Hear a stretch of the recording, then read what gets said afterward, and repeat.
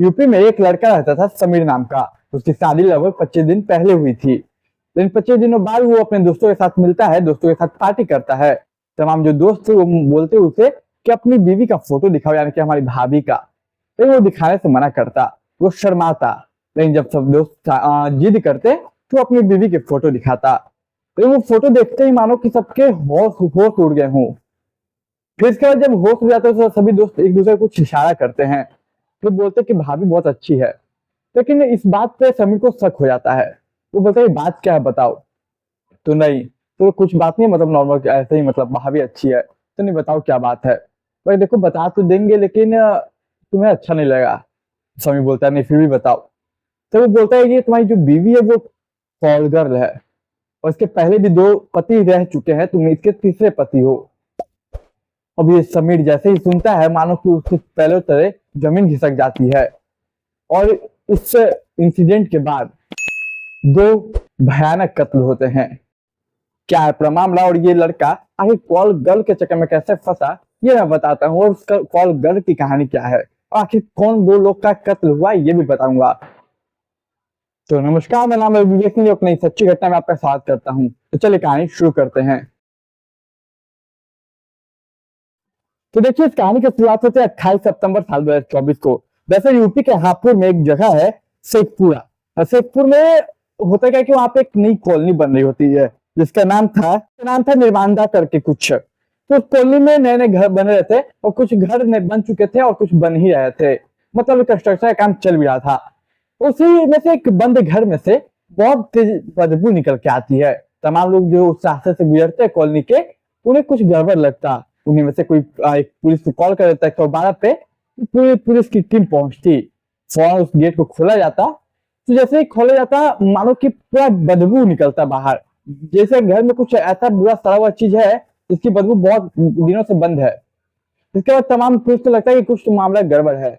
सभी अपने मतलब रुमाल उमाल नाक पे रख कर अंदर जाते हैं। अंदर जाते तो 2 महिला की लाश मिलती। पहली जो लाश थी वो 60 साल महिला, जिसका नाम था कौशल जहां। दूसरी उसकी बेटी, जिसका नाम है खुशबू शाहजहां, उसकी लाश मिलती। दोनों का, माँ बेटी का लाशों को बांध दिया गया था, मतलब पैर और हाथ बांध दिए गए थे।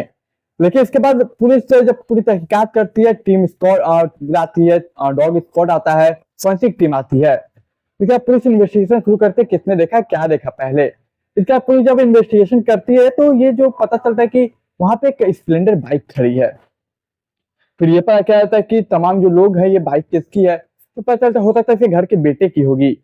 फिर बेटे को बुलाया जाता है, इसका नाम था रोशन। तो रोशन से पूछा जाता है क्या कि मामला क्या है, कहा माँ और बहन का किसी ने कत्ल कर दिया और तुम्हें कुछ पता नहीं। तो रोशन बोलता है कि देखिए ये तकरीबन 20 साल पहले की बात है, और ये पूरी बात बताता है। दरअसल ये लोग पहले हृदयपुर में रहते थे। हृदयपुर में 20 साल पहले इसके रोशन के पिता गुजर चुके थे। और रोशन के पिता गुजर चुके तो उसकी जो माँ थी कौशल जहां, वो दूसरी शादी कर देती है 6 महीने बाद दूसरे शख्स से।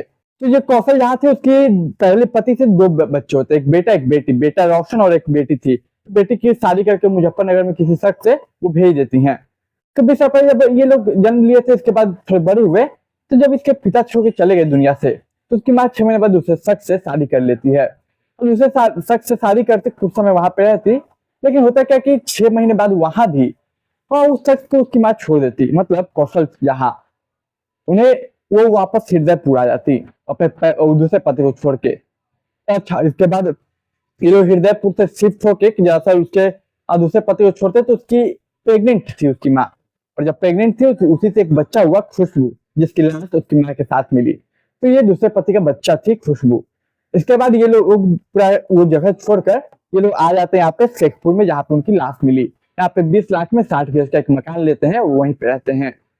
इसका इन लोगों का जिंदगी सब सही गुजरता है। रोशन अपनी माँ को छोड़ के अपना अलग रहता था। अब पुलिस इन्वेस्टिगेशन सबसे पहले ये थी उनके लिए सवाल कि आखिर इन्हें किसने और क्यों मारा।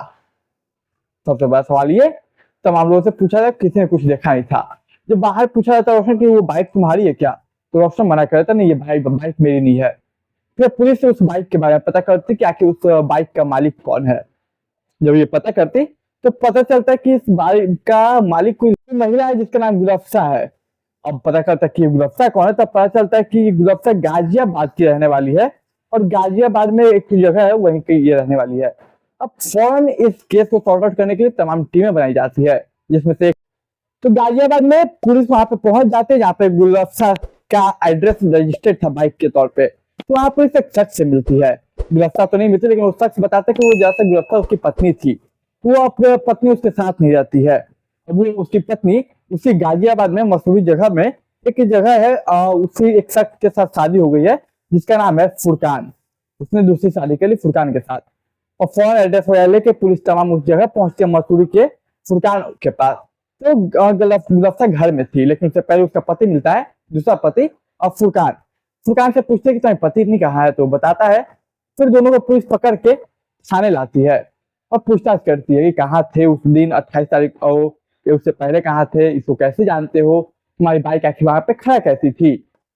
पहले तो तमाम कहानियां सुनाते, लेकिन जब पुलिस अपने पूछताछ करती तो पूरी कहानी निकल के सामने आती है, आखिर सच्चाई क्या है, आखिर उन लोगों का कत्ल किसने और क्यों किया। और इसके बाद वो लोग एक नाम लेते, वो नाम था समीर।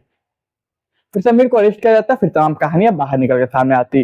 तो ऐसा एक कहानी है यूपी का, यूपी में ही रहने वाला एक शख्स जिसका नाम था समीर। और उसका जीवन में सब कुछ सही था, उसे एक पार्टी में रोज गया था। वो पार्टी में जाता है, उसी दौरान वो मिलता है खुशबू और शाहजहां से। जब वो खुशबू शाहजहां से मिलता है उसे पसंद आती है, तो वो दोनों का नंबर एक्सचेंज होता है, इन लोगों की बातें होती है। बातें कुछ दिन जब कुछ समय तक चलती है, फिर दोनों एक दूसरे को सामने प्रपोजल रखते हैं शादी का, मतलब समीर रखता है पहले, तो बोलती है ठीक है। अब ये समीर अपने घर में बात करता माँ बाप से कि मुझे एक लड़की से प्यार मोहब्बत हो गया है, मुझे उससे शादी करनी है। परिवार वाले भी मान जाते हैं। अब बात थी कि खुशबू के परिवार वाले, तो उसके परिवार में जो उसकी माँ थी वो भी मान जाती है, कौशल जहां। तो इन दोनों की शादी हो जाती है। शादी होते कुछ दिन गुजरते सब कुछ सही था, लेकिन अचानक कहीं से पता चलता है इसको कि समीर को पता चलता है अचानक से कहीं से कि इसका ऑलरेडी 2 पति रह चुका है, ये उसका तीसरा पति है। अब उसका मतलब होश उड़ जाता है, मतलब इसने 2 शादी कर ली कि मुझे बताया भी नहीं। लेकिन खैर बोलता कि जो पास्ट है वो पास्ट है, अभी मैं प्रेजेंट हूँ, खैर मेरे साथ ऐसा नहीं हुआ, ये कुछ ऐसा नहीं है। इसके बाद सब कुछ सही चलता है, वो इग्नोर करता है। तकरीबन 25 से 30 दिन बाद शादी के वो एक पार्टी रहती है, उस पार्टी में अपने दोस्तों को बुलाता है, उन लोगों को पार्टी शादी का देता है। तो तमाम जो दोस्त जो थे वो जिद करने लगते फोटो दिखाने के लिए भाभी का। तो वो अपनी पत्नी का यानी खुशबू का फोटो दिखाता है, तमाम जो दोस्त थे वो पहचान जाते, वो भी बताते कि इसके 2 पति रह चुके हैं और ये कॉल गर्ल है, हर रात इसके पास कोई मर्द सोने के लिए आता है और ये कॉल करती है, मर्द आता है, सो जाता है। अब ये जैसे ही सुनता है उसका पति, उसका मानो कि समीर जैसे सुनता है उसके होश हो जाता है, पैरों तले जमीन घुसक जाती है कि एक तो 2 पति ऊपर से कॉल गर्ल। ये फोन पहुंच जाता है अपनी सास कौशल जहां के पास, अपनी बीवी खुशबू के पास। कहते कि देखिए आपका पास क्या रहा है, क्या था, मुझे उससे नहीं मतलब, लेकिन अब ऐसा मत कीजिए आप लोग। खुशबू को बोलता है कि देखो अब तुम कोई किसी कस्टमर को कॉल करके नहीं बुलाओगे अपने घर पे, और ना ही तुम जाओगे कहीं, ये सब बंद कर दो, बाकी हम लोग खुशी के साथ एक साथ रहते हैं। और ये बात उसकी माँ भी धंधा करती थी तो उसे भी मना करता है, लेकिन देखिए कि दोनों मना कर देते हैं, इनकार कर देते हैं। बोलता है कि जो जैसे चल रहा है वो वैसे ही चलेगा, तुम्हें साथ रहना तो रहो, नहीं रहना तो मत रहो। अब देखिए इसके बाद वो मतलब टूट सा जाता है और फिर अपने घर आके भैया भाभी अपने पिता को ये सब बातें बताता है।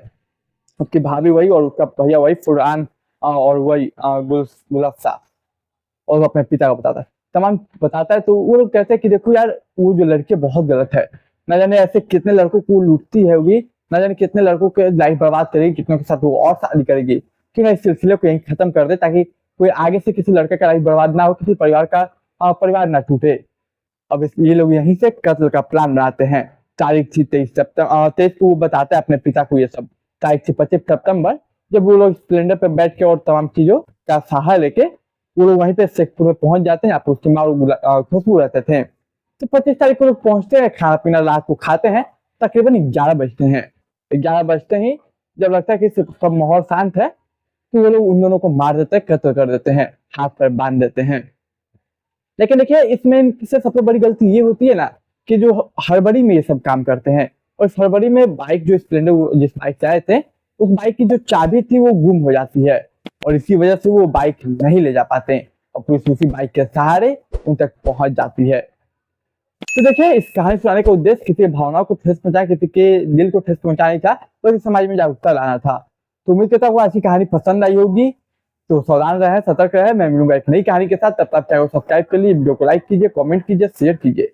मैं एक नई कहानी के साथ मिलूंगा, तब तक के लिए मुझे इजाजत दीजिए।